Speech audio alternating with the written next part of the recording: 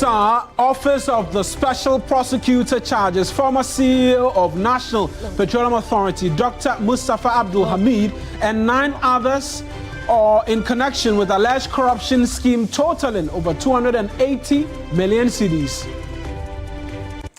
Also to come, Citizens Coalition calls on Parliament to suspend further deliberations on the Ghana Scholarships Authority Bill of 2025, currently under consideration this afternoon. We will engage a member of the coalition. And later, authorities at Achimwenchi in the Denchambor district in the eastern region resume rescue operations for over 30 illegal miners trapped inside a collapsed mine pit.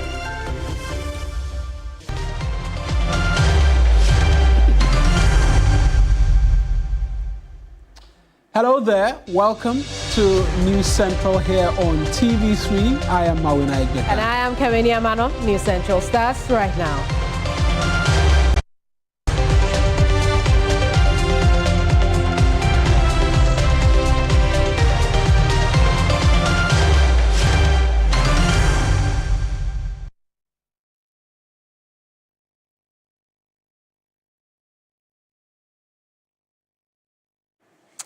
Now, former CEO of the National Petroleum Authority, Mustafa Abdul Hamid, has been accused of initiating a criminal extortion scheme which resulted in the unlawful collection of more than 200 million cedis from petroleum transporters and oil marketing operators.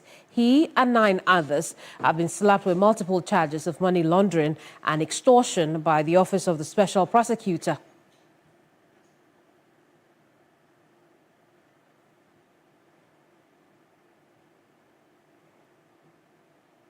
Right now, among other things, let's take a look at what those charges are right now. We know that the charges include money laundering, conspiracy to commit money laundering, and extortion by public officer.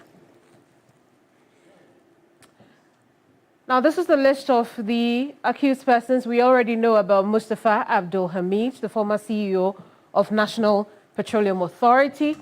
Jacob Kwamena Amua, coordinator of the Unified Petroleum Pricing Fund of the NPA. Wendy Newman, a staff of the NPA.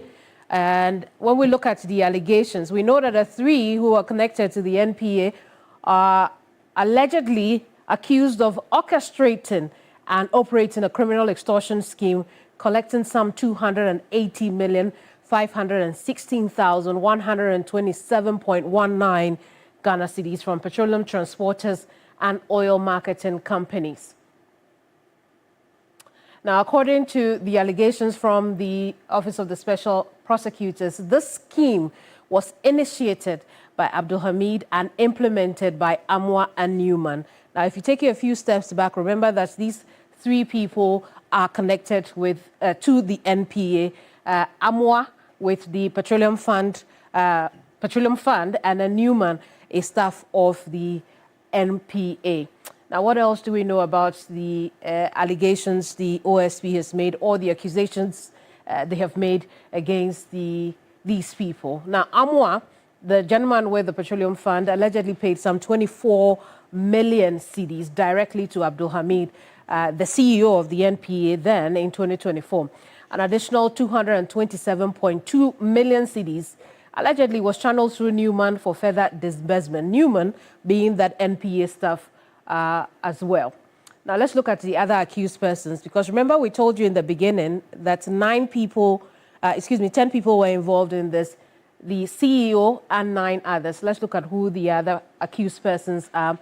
Albert Ankra, Director of KEL Logistics Limited, Isaac Mensah, Director of KEL Logistics Limited, Bright Bediakon Mensah, also Director of KEL Logistics and King Energy Limited, and Kweku Aboaje Aqua, Director of King's Energy Limited. We also know that the companies are listed as well. So we have Propness Limited, KEL Logistics Limited, and King's Energy, pretty much the people who are involved in the previous slide. What was their role in this? According to the Special Prosecutor, these accused persons and entities created and utilized Propness Limited, KEL Logistics Limited, and King's Energy Limited as vehicles for laundering the illicit proceeds. They also laundered funds, or the laundered funds were used to purchase and construct houses, acquire trucks for an oil distribution business, and build fuel stations, all as part of efforts to conceal and disguise the origin of the criminal proceeds. Said to AJ, a director of the 9th accused company, is currently at large. So that's the case as it is at the moment, as spelled out by the Special Prosecutor, Kisie Jabin. Let's take you back a few steps, because we know that some weeks ago, the Special Prosecutor, Kisie Jabin, held a news conference when he had updated the nation of this investigation into the activities of the National Petroleum Authority. Let's take a listen to that. The OSP investigation has revealed that between 2022 and 2024, some high-ranking officials of NPA devised and implemented a corrupt scheme of using public office for profit through threats, intimidation, coercion, suggestions, bribery, and inordinate regulatory duress to obtain for their personal benefit. As at the close of business on 30 May 2025, the OSP had uncovered, through tracing and trailing, an amount of 280,516,127 cedis and 19 pesos, being proceeds of the corrupt scheme, some of which has been used by the perpetrators to acquire identified and traced apartments, suites, houses in country and abroad, 22 fuel haulage trucks, and the incorporation, acquisition, and operation of oil marketing companies to compete with the oil marketing companies they were regulating. The OSP, before the end of June, would file criminal charges against the first batch of the perpetrators and complicit oil marketing companies and their officials. Upon filing, we will brief you in detail in respect of who did what, who acquired what, and what has been recovered. That's a special prosecutor speaking some weeks ago about this matter. It's one that we'll continue to keep our lenses on.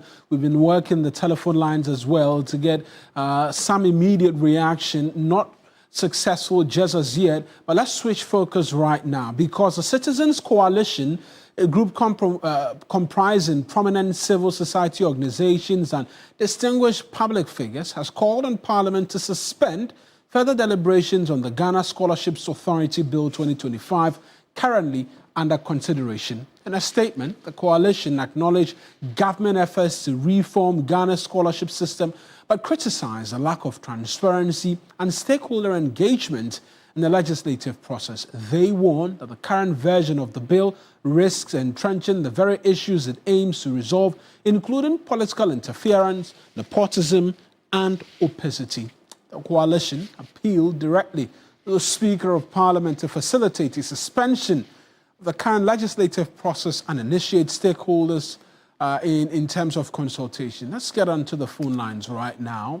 Thankfully, we've been joined by Kofi Asare, the Executive Director of Africa Education Watch, one of the signatories to the statement, along with Dr. Kojo Asante, the Director of Partnerships and Policy Engagement for the Ghana Center for Democratic Development, CDD, and as well Manasseh Azuri-Awene, an investigative journalist. Mr. Kofi Asare, thank you very much for joining us. Let's start off with the specific aspect of this bill you find problematic. Well, before I progress, I want to indicate that ahead of the citizens, on the back of the Citizen Coalition's release, and a similar release by the National Union of Ghana Students, the Minister for Education is happy to lead consultations with CSOs next Tuesday in Accra. I'm just working after a meeting with the Minister, and he's happy to convene this consultative forum with the aim of enriching the current quality of the scholarship bill. If we can just get a bit more from that, you're telling us you have, despite this petition, met with the Education Minister, who's welcomed all of the criticism and is kickstarting processes for stakeholder engagement. the Minister for Education has requested a discussion on our concerns, and that I represented the Citizens Coalition at the meeting. The meeting just ended, and then the Minister is happy to directly lead in consulting civil society, student groups, etc.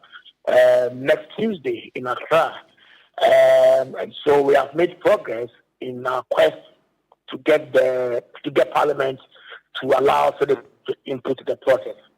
And so he has promised that he will make sure that this input contributes in enriching the quality of the bill as it stands.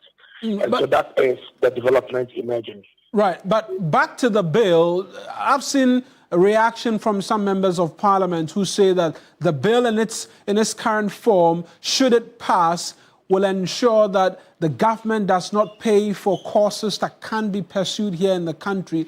That should be good news. What are the concerns you have? The bill in its current state is not able to solve the problem His Excellency the President seeks to solve. That is our biggest problem. The bill